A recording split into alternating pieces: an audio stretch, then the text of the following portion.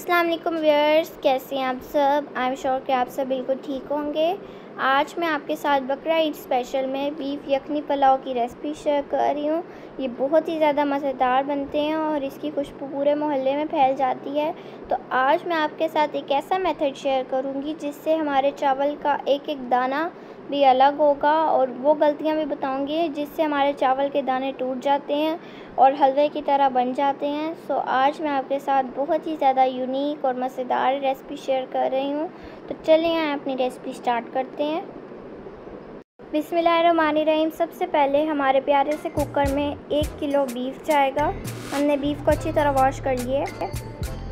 हमने whole black pepper 1 tablespoon लिए, cumin 1 tablespoon, bay leaf 1, black cardamom 2, cardamom 3 से 4, cinnamon 2, cloves 5 से 6 और बादियान के फूल 2। अब हम इसके अंदर सारे होल स्पाइसेस ऐड कर देंगे। अब हम इसके अंदर होल कोरिएंडर ऐड कर देंगे 1 टेबल स्पून,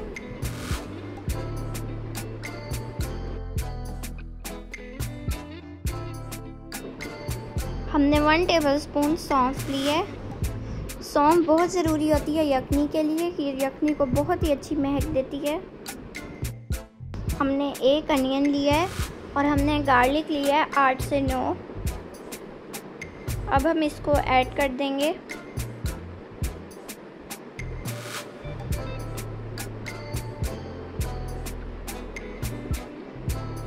हमने सॉल्ट 1 टीस्पून लिए और हमने जस्ट 1 टीस्पून ही ऐड करना है। अब हम इसके अंदर 5 गिलास वाटर ऐड कर देंगे।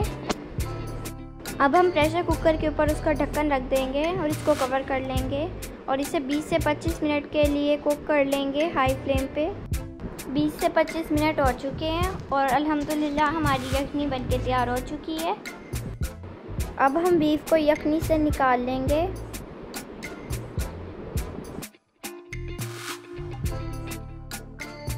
अब हम स्ट्रेनर की मदद से यखनी को फिल्टर कर लेंगे।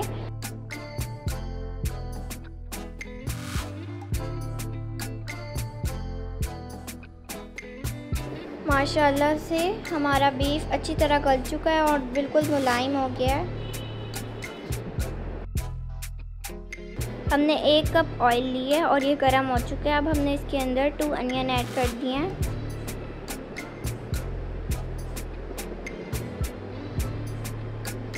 अब हम इसको हिला लेंगे और इसको हम तब तक पकाएंगे जब तक ये गोल्डन ब्राउन नहीं हो जाते। अब हम इसके अंदर अपने सारे होल स्पाइसेस ऐड कर देंगे और ये हमारे पुलाव के खड़े मसाले हैं।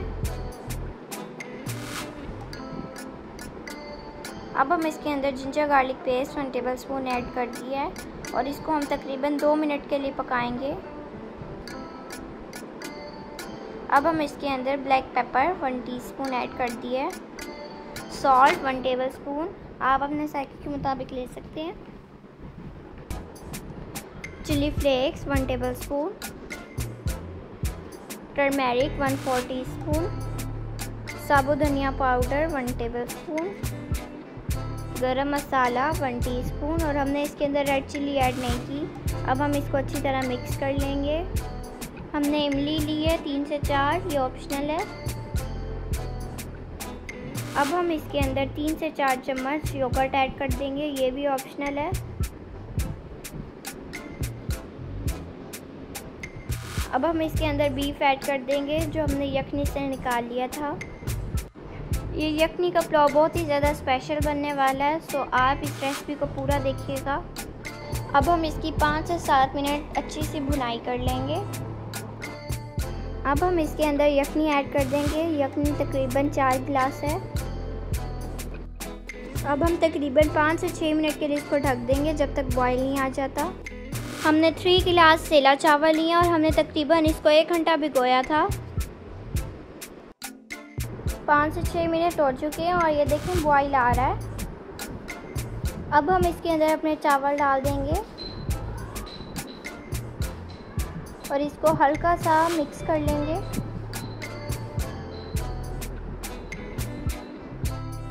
اب ہم نے اگلا سٹیپ کیا کرنا ہے یہ میں آپ کو 5 منٹ بعد بتاؤں گی۔ 5 منٹ ہو چکے ہیں، یہ دیکھیں ہمارے چاولوں کے اندر پانی ہے، اور جب تک ہمارا یہ پانی خشک نہیں ہوتا ہم نے اس کو دم پر نہیں لگانا، کیونکہ اگر چاولوں کے اندر تھوڑا سا بھی پانی ہوگا تو ہمارے چاول بھپا بن جائیں گے۔ الحمدللہ ہماری جو یخنی ہے وہ چاول پی چکے ہیں اور یہ کمپلیٹلی خشک ہو چکا ہے۔ اب ہم اس کے اندر 3 سے 4 ٹماٹر اور گرین چلیز ایڈ، ویسے تو یخنی والے پلاؤ کے اندر ٹمیٹوز ایڈ نہیں ہوتے ہیں، لیکن ہر شیف کا اپنا میتھڈ ہوتا ہے اور نئی نئی چیزیں ڈیولپڈ ہوتی ہیں، اور اگر پازیٹیو نتیجہ نکلے تو اب ہم اس کو اپلائی بھی کرتے ہیں۔ تو میں آپ سب کو ریکمینڈ کروں گی کہ آپ بھی ٹمیٹوز ایڈ کریں، اسے ایڈ کرنے سے بہت ہی زیادہ جوسی اور کھٹاس آتی ہے۔ ہم اس کے اندر منٹ ایڈ کریں گے، اس سے بہت ہی اچھی خوشبو آتی ہے۔ ہم نے اس کو دم پہ لگا لیا ہے، ہم نے نیچے توا رکھ لیا اور پتیلی کے ڈھکن کے اوپر پیارا سا رومال لگا لیا ہے۔ اب ہم اس کو 15 منٹ کے لیے دم پہ رکھ دیں گے، فلیم لو ٹو میڈیم رکھنی ہے۔ 15 منٹ ہو چکے ہیں، الحمدللہ ہمارا یخنی والا پلاؤ بن کے تیار ہو چکا ہے، ماشاءاللہ سے بہت ہی زیادہ مزیدار ہے۔ جیسے کہ چاول تو ہر کسی کو پسند ہوتے ہیں، لیکن بیف یخنی والے پلاؤ کی الگ ہی بات ہے، یہ بہت ہی زیادہ اسپیشل ہے۔ سب کے پیٹ بھر جاتے ہیں لیکن نیتیں کبھی نہیں بھرتی۔ تو آپ اس ریسپی کو بقرہ عید پر ضرور ٹرائی کیجیے گا، بہت ہی زیادہ مزیدار اور اسپیشل ہے۔ یہ دیکھیں ہمارے چاول کا ایک ایک دانہ الگ ہے۔ آپ میری اس ریسپی کو ضرور فالو کیجیے گا اور اس میتھڈ سے ضرور ٹرائی کیجیے گا، بہت ہی زیادہ اچھی اروما آ رہی ہے اور دیکھنے سے ہی کتنا جوسی اور مزیدار سا لگ رہا ہے۔ اب ہم اس کو اپنی پیاری سی پلیٹ میں ڈش آؤٹ کر لیں گے۔ یہ دیکھیں کتنی ڈیلیشیس لگ رہی ہے، میرے منہ میں تو پانی آ رہا ہے، انشاءاللہ آپ کے منہ میں بھی آ ہی رہا ہوگا۔ آپ اس کو رائتے یا کیچپ کے ساتھ سرو کریں، بہت ہی زیادہ مزہ آئے گا۔ ویڈیو پسند آئی ہو تو اس کو لائک کریں، کمنٹ دیجیے گا اور اس کو زیادہ سے زیادہ شیئر کیجیے گا، اور میرے چینل کو سبسکرائب کرنا مت بھولیے گا۔ اپنا بہت زیادہ خیال رکھیے گا، مجھے اپنی دعا میں یاد رکھیے گا۔ Thanks for watching, take care and اللہ حافظ۔